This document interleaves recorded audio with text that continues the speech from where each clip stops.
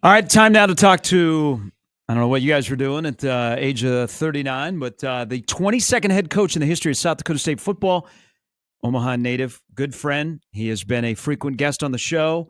Going to be a little bit difficult to get on the show now because he's a head coach compared to being a coordinator. Dan Jackson joins us. Congratulations as the new head jack. Thanks, Sharpie. Anytime for you. I won't be.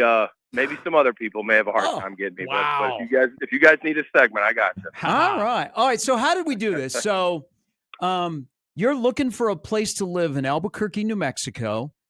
Jason Eck, who you guys had a nice run at Idaho, gets the gig at New Mexico, takes you along as the defensive coordinator. You're looking for a place, and now I'm talking to you in Brookings, and you're the head coach at South Dakota State. How did this all unfold so quickly?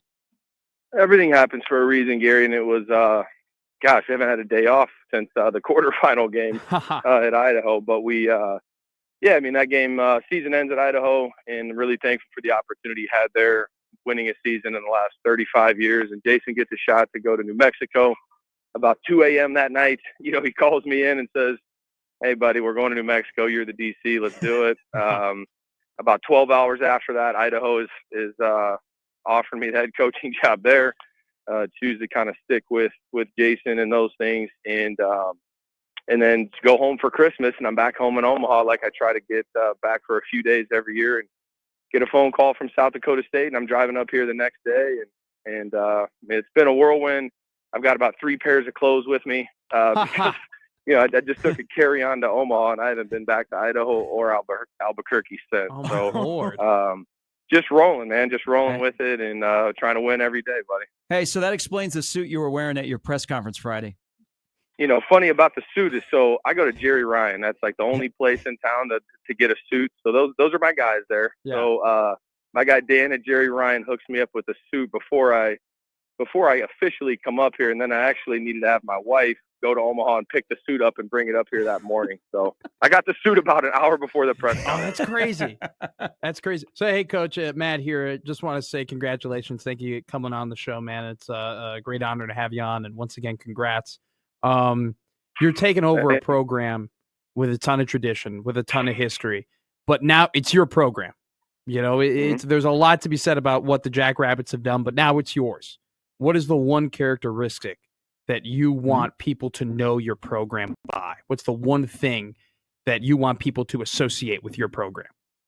Yeah, just the word relentless. Everything we do. When you guys watch us play on Saturdays, I want it to look different from an effort standpoint. Every coach says that we need to play hard. That's not a new theme, but I do. I think we've all watched the game on Saturday, and you can tell a difference between a team that is everybody playing as hard as they possibly can, almost to the edge, not over it in terms of physicality, but I want that to be noticeable, and then I want us to be so violent that people think we're a little crazy, honestly, at times. So, and then the last part of it is you want to be really structured. So I want to look that we're sound and our guys are aligned right, and there's a high level of communication and there's clarity and the guys doing their jobs really fast. So playing as hard as you possibly can, being the most violent team every Saturday, and then being really sound. I think we've seen teams that play really hard, but whether it's coaching or whatever it may be, from a structure standpoint, it's not there. And you can play really hard and give up a lot of yards or not look great on offense or special teams. So those would be the 3 things that we're going to focus on and emphasize from a when you watch us play standpoint. Yeah. New South Dakota State head coach Dan Jackson, one of our own right here from Omaha. He's back home in Brookings. So there's part of you getting the job. And, full disclosure, you and I shared some thoughts about how you were looking at this. But there's also the part when you take over the job, Coach Rogers, who did a really good job at South Dakota State, leaves to go to Washington State, and there's players that are following. The portal is open. You got to add guys to the roster. You got to keep guys. Can you walk us through this whirlwind of recruiting guys, trying to retain guys, seeing guys go to a program where the former head coach is going? People are trying to poach your players. What has that been like over the last 2 weeks? Definitely. Share a couple stories with you. First, there hasn't been change and transition like this at South Dakota State in over 30 years. Coach Stiglmeyer is really the one that built, sustained, was here through the Division II to Division I transition. That took time.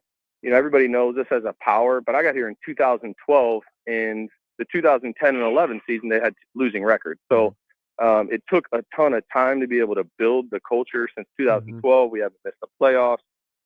And, Jimmy Rogers so Coach Stig is a father figure mentor to me. Jimmy's a brother to me. Jimmy was in my wedding. We talk every few days, and everywhere I've went and the stops that I've made, I've tried to help him learn about the next step and the next level and what's it like at the Power 5, Power 4, I suppose. So I'm excited for Jimmy to get that opportunity and his family, and was excited there. But for us, when you take over a head coaching job these days, there's the Indiana model. You leave JMU and you go to Indiana, and it's how many guys can I take? I think there's advantages of that, and I don't fault coaches for trying to do that. There's familiarity in scheme, relationships are already built. You can probably accelerate your success better. Yeah.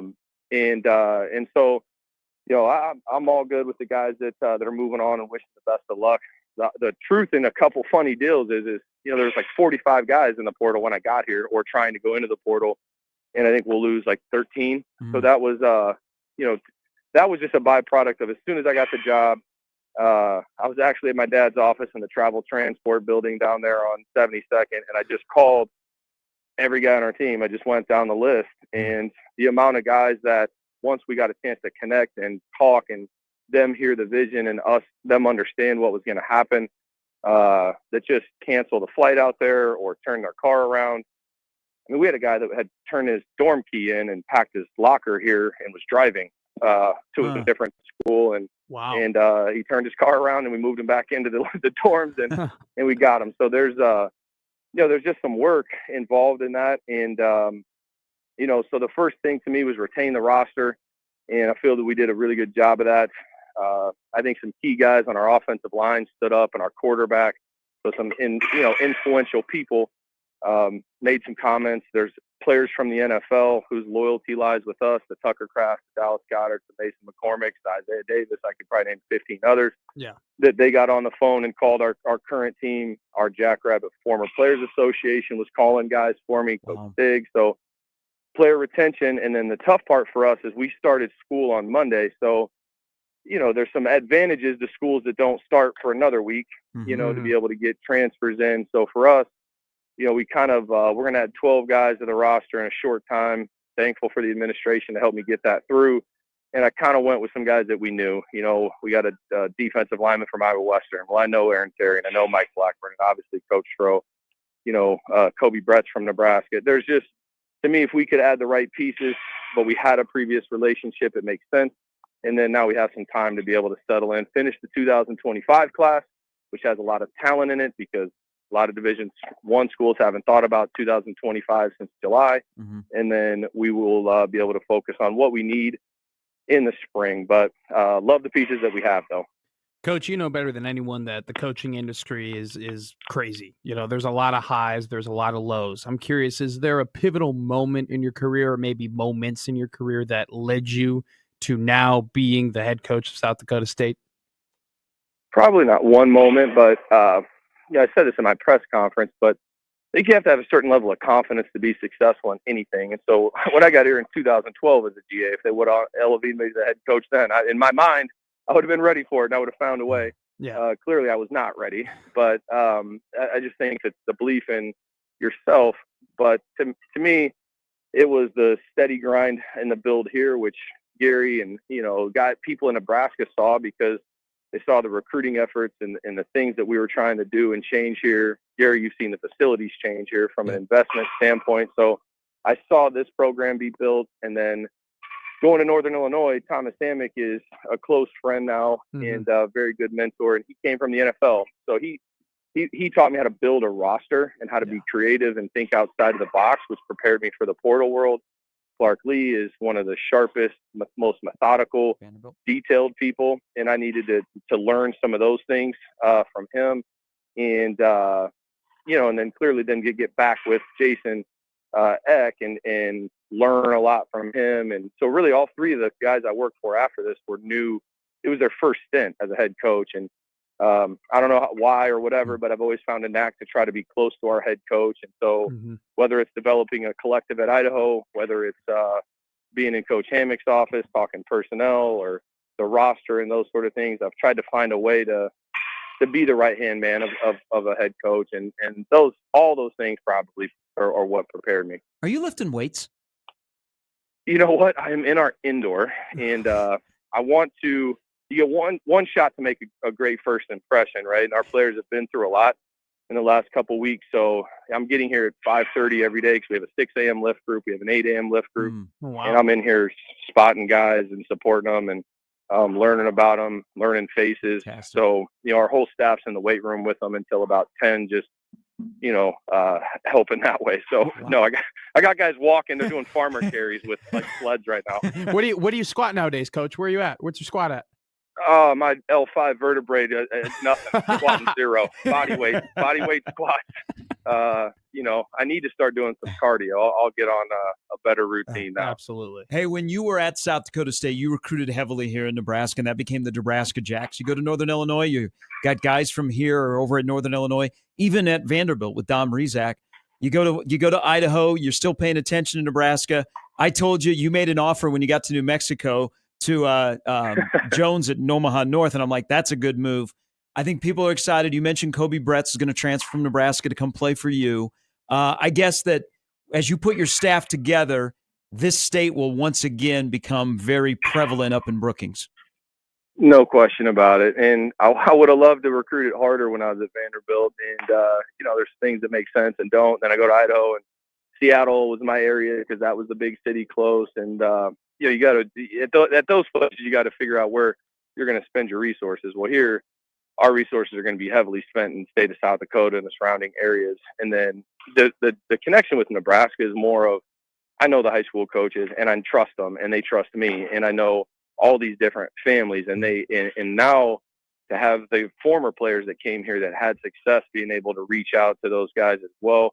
I was joking as we're putting the staff together. I was like, I don't know which one of you poor schmucks is going to be the one that gets put in Nebraska, but I'm probably going to be on you pretty good. So I said, I can't do it now completely, but whoever's down there, trust me, they'll have a recruiting assistant down there, and it'll be me. And, so I look forward to it. I still think that though more schools are investing in the state, I just don't think that there's a ton of schools investing in the state that make more sense than South Dakota State. Win a national championship, be 3 hours from home, have some of the best facilities in the country, opportunity to play in the NFL.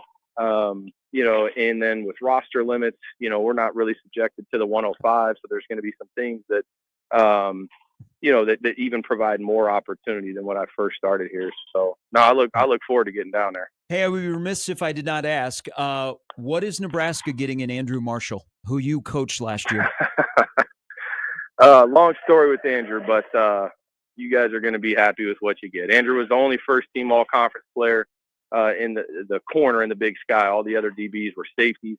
Watch the Oregon game is what I would tell you. But you're going to get a really high-character kid, over a 3.5 student, family-oriented guy.